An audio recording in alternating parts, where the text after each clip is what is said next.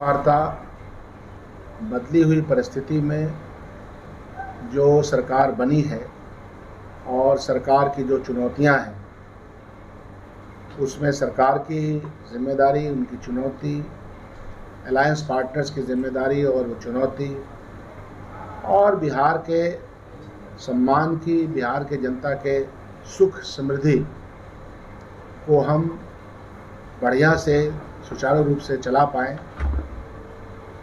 एक तो नखरे वाला बेटा हो या डाइटिंग वाली बेटी, डायबिटिक दादाजी हो या वेजिटेरियन मामा जी, सबको मिलेगा उनकी पसंद का खाना बस एक क्लिक पर। Download rail restaurant app and get tasty foods on your seat. हमारे प्रेस कॉन्फ्रेंस का एक भाग तो ये है, और दूसरा भाग ये है कि भारतीय जनता पार्टी ने, ऐसा लग रहा है कि मोरालिटी का सारा प्रश्न उनके ही पक्ष में जाता है, जबकि बात ऐसी नहीं है। दिक्कत ये होती है कि हमने देखा है पिछले 10 सालों में, इस काल में, कि अगर एजेंसी सीबीआई के द्वारा, ईडी के द्वारा या किसी भी जनता के समक्ष भी किसी का भ्रष्टाचार उजागर हुआ और ईडी भी वहाँ गई, सीबीआई भी वहाँ गई, जांच की प्रक्रिया हुई, लेकिन वह व्यक्ति जब भारतीय जनता पार्टी को ज्वाइन कर लेता है तो ऐसा लगता है कि वॉशर मशीन में धुल करके एकदम साफ सुथरा शफाफ निकल के आ जाता है। ऐसी मिसालें इस देश में मिल रही हैं। दूसरा ये कि सरकार जो बन जाती है, चुनी हुई सरकार जो सरकार बन जाती है, अपने नंबर के आधार पर उसमें तोड़ फोड़ करने की उनकी आदत मणिपुर से लेके, गोवा से लेके, महाराष्ट्र से लेकर के, मध्य प्रदेश से लेके, यह प्रयास उनका चलता रहता है। 2015 का इतिहास आपके और हमारे सामने है, और इस इतिहास में भारतीय जनता पार्टी को जोड़ करके जब हमारे आज के मुख्यमंत्री ने सरकार बनाई, तो उस वक्त माननीय हमारे सुशील मोदी जी का बयान मुझको अच्छी तरह याद है विधानसभा के अंदर, और उन्होंने उद्धरण किया था एक बहुत ही विचारक का कि जिंदा कौमें जो है इंतजार नहीं करती है।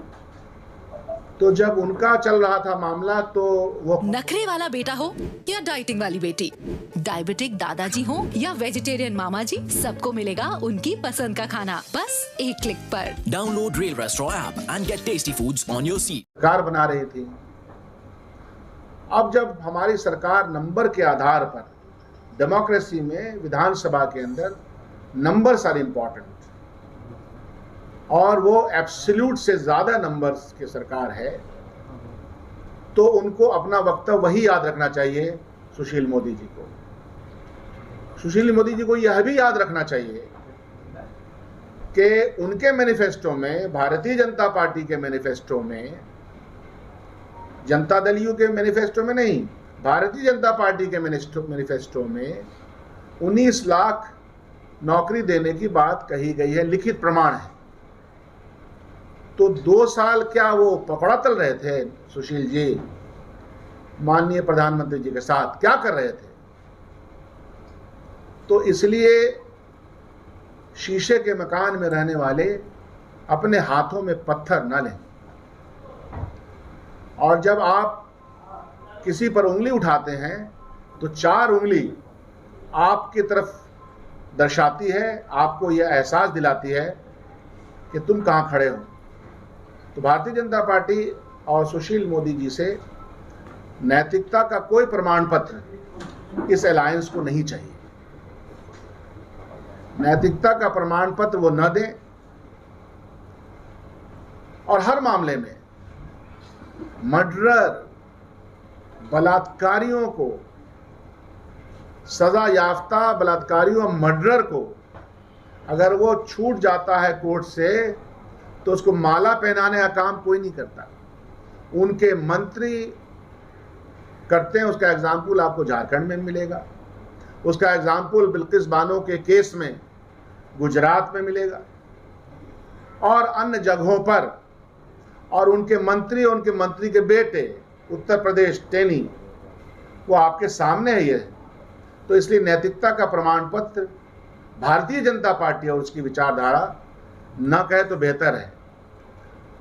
कांग्रेस पार्टी या समाजवादी विचारधारा से निकले हुए लोग राष्ट्रीय स्वाधीनता संग्राम के आंदोलन में अंग्रेजों से माफी नहीं मांग रहे थे और न मुखबरी कर रहे थे और न तिरंगे के खिलाफ बोल रहे थे।